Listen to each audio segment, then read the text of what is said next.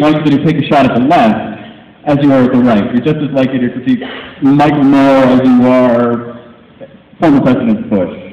And they're the same person to me. I mean, extremists are extremists. You know, and as soon as you have someone going, this is what I think, and the other side is evil. The other side is from hell, which is, you know, either side will be saying that, and you're like, shut up, come on. We're all rational people, we know the answer is somewhere in the middle, but for some reason it's always extremists that get on television because that's more interesting television. So. Well, one of the things that South Park does again and again is to illustrate how ridiculous it is to go to extremes. You have characters, particularly Randy and his endlessly developing backstory, who are always going to extremes, and ultimately it's the boys who kind of articulate the golden mean. Yes. Do you think, are there any issues, though, that are worth going to extremes over, or believing in? Sure, but everyone's got their own, you know, and that's the thing, is that I love to say that Matt and I were punks, but we were geeks, we all know it. But when we were in school at University of Colorado Boulder, like hippie central, right? You know, so that's sort of where we were getting our background. But then the best, we would go to parties in LA, and the only way to be a punk in LA was to be like, I think George Bush is awesome. What the fuck did you just say? Like, that's the only thing you could say to make people go, you get the fuck out of here right now. So that's what you say all the time. But speaking of Randy Marsh, would you like to meet the real Randy Marsh? Randy Marsh is my father, and it's my impersonation of my father. He's in the front row right now. So I can stand up.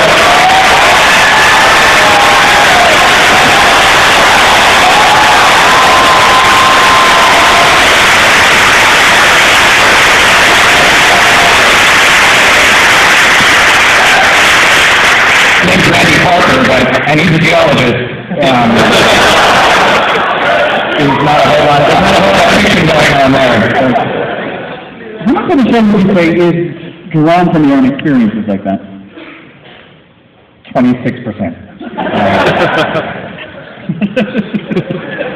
It's always based in, but of course, you know, I've never met a robotic towel, but there's always, you know, emotionally, that's the thing, you know, you realize in writing that it's all got to be about emotions that everyone can relate to. You know, and as soon as you can have crazy shit going on, but it's like, but Cartman really wants a Nintendo Wii. That's something that everyone can, you know, okay, I get that. That was pretty sweet.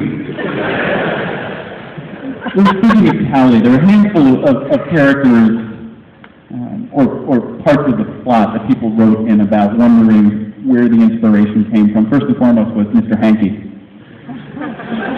Mr. Hanky was from my father.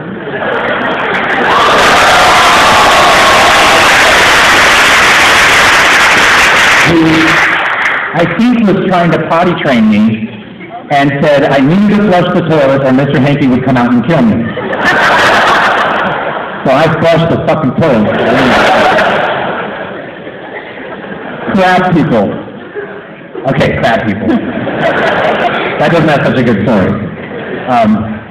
There definitely comes a time in a few shows where it's Monday, you've written yourself into a corner.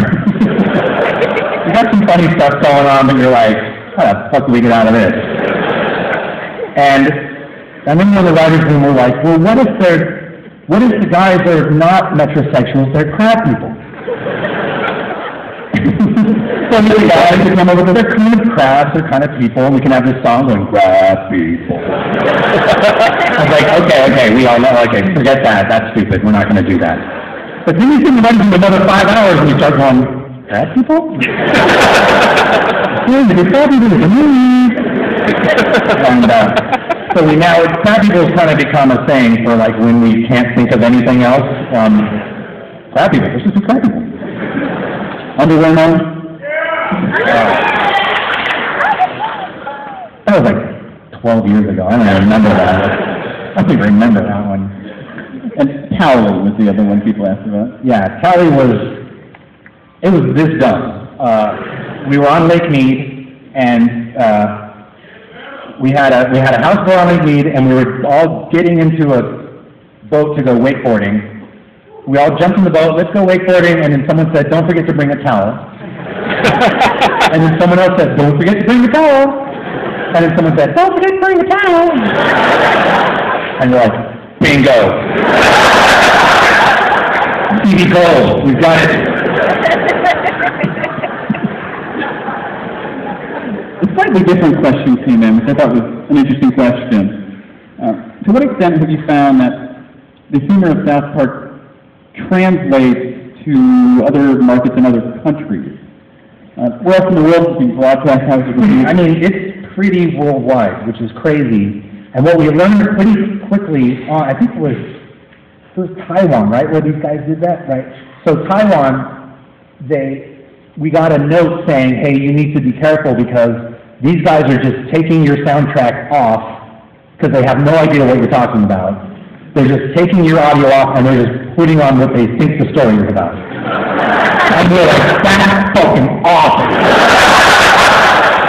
And sure enough, like in Taiwan, it was doing gangbusters. Like they were just adding their own celebrities, and they were just sitting there watching it going, oh, we must be talking about this or something, and they would just add that, and so we basically started saying to every country, just like, do what you want, like, watch the pictures, do what you think, I don't know.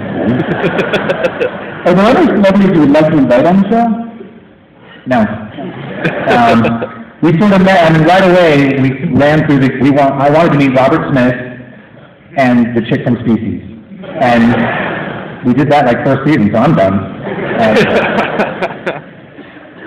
In terms of the groups that get represented on South Park, it seems that you have a slightly kinder attitude towards the goth than perhaps with some of the others. Yeah, it was pretty fun because we did a first episode about the goth kids, and we were really kind of ripping on them. But then, even as we were watching the show, we're like, God, I like those kids. These are cool. And so, yeah, since then we've made them like, they've gotten cooler and cooler, and so I dig them now. They're like some of my favorite characters to do. You mentioned Robert Smith, which brings up a whole other topic, the significance of music on South Park. How much of the music do you guys do yourself in-house? What do you see the role of music on the show as being? Well, if there's a song, then I usually write the song. Like the Incredible Fish Stick song. I wrote in about 6 minutes. And then we did, about a year ago, we did a parody of High School Musical. Which seemed like a great idea. We're like, let's do a parody of High School Musical. It's like, okay, a week to do a musical. But the shitty thing about it is then you gotta watch High School Musical.